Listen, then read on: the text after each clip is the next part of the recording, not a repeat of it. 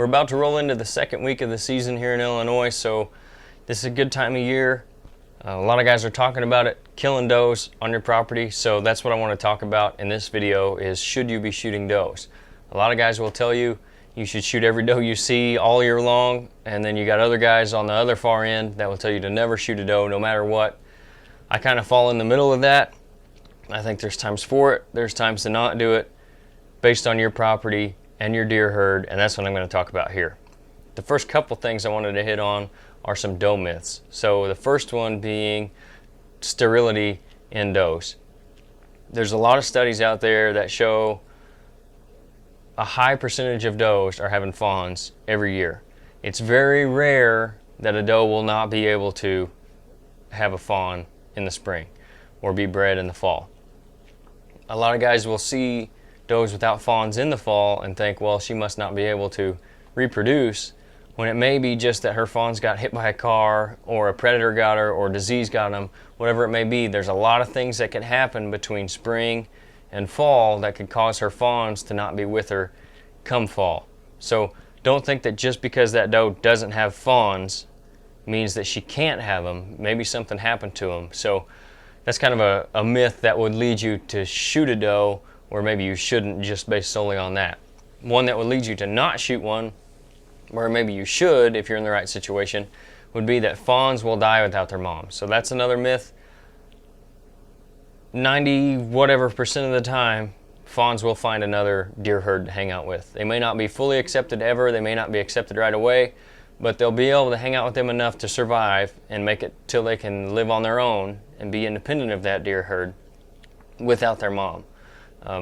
Another thing with that is the dispersal distance of a button buck will go way down without its mom around. So if you shoot a doe and she's got a button buck with her, the chances of that button buck staying on your property go way up, whereas on average it's something like 1 to 2 miles that button bucks will go dispersed from the property if their mom is still around. So if you don't shoot that doe and she has that button buck, he may end up 2 miles from your property, and that's where he'll live his life and have his home range be. So that can be a reason that guys won't shoot does where maybe they should. So just a couple of quick myths I wanted to hit on with does, and then now I'll get right into kind of the reasons to shoot and the reasons not to shoot, starting with why you should shoot does.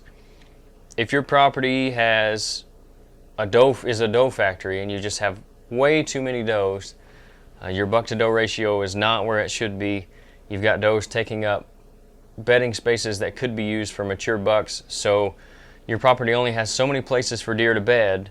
If you have a high number of does, so too high of a number of does, they're going to be taking up spots where mature bucks could be bedding, because they're not ever going to leave. Where a buck might go spend a summer somewhere else and then come back in the fall, those does are going to stay year round, and if they're already in that bedding spot, the buck's not going to stop. He's not going to stay on your property for the fall when you want him there. So getting your buck to doe ratio down, keeping from having a doe factory, that's a really good reason to shoot does if that's the case on your property. The second reason is just simply to put meat in the freezer. So if you're just out there hunting and you want to get something in the freezer before you worry about that mature buck, that's a great reason to shoot a doe. Don't worry about her fawns that are with her. Like I talked about before, if you get a good opportunity at a doe early in the season or even late in the season, go ahead and take her. That's a great reason. I mean, everybody hunts for different reasons. Whether you're a mature buck hunting or not, just putting meat in the freezer is a good reason to shoot a doe. So now I'll jump into 2 reasons to not shoot does. The first one I have here is maybe you're trying to build a deer herd on your property. So for whatever reason it is, whether it's hunting pressure, disease, etc., maybe you have low deer numbers on your property in general. So not just low buck numbers, but you're not seeing many fawns, you're not seeing many does either. And it's because they're not in the area, not necessarily because they're on your neighbor's property and you're not seeing them on yours in the daylight, but you just don't have the number of deer in your area. So that's a time when you're going to want to let those does go and reproduce and have twins or triplets every year until you get your deer numbers up there where they need to be. Then you can worry about correcting your sex ratios bucks to does. So that's a really good reason to hold off on shooting those does. Maybe you shoot one to put that meat in the freezer, but then you let them go the rest of the year and try to kill a mature buck if you see one. If not, your main focus is to build a deer herd, and then you can work on building a mature deer herd. So you got to start somewhere. Don't shoot those does if you need to improve your numbers overall.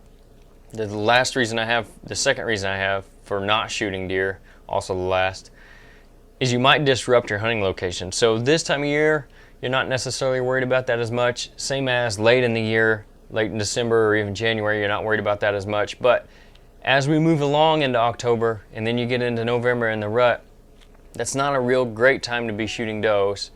Guys can do it, guys do it and still have success, but you're taking a lot more chance of leaving your scent out there when you go to track that doe, jumping a buck out of his bedding and him not coming back, going and living on your neighbor's property then in the fall during the daytime, and then you only get pictures of him at nighttime because you bumped him off because you shot a doe on October 26th and you had to go in there and look for her.